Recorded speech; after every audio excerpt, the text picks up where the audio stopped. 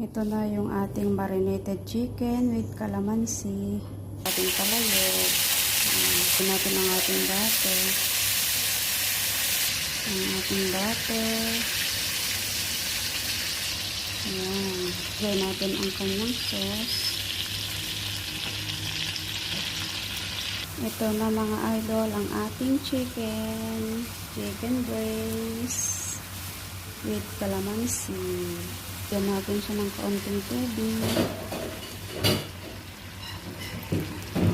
Natin siya ng Sprite. O, ayan. Yan na siya, guys. Ang ating chicken. I-simmer lang natin siya. At malambot-lambot ng kaunti para mas masarap.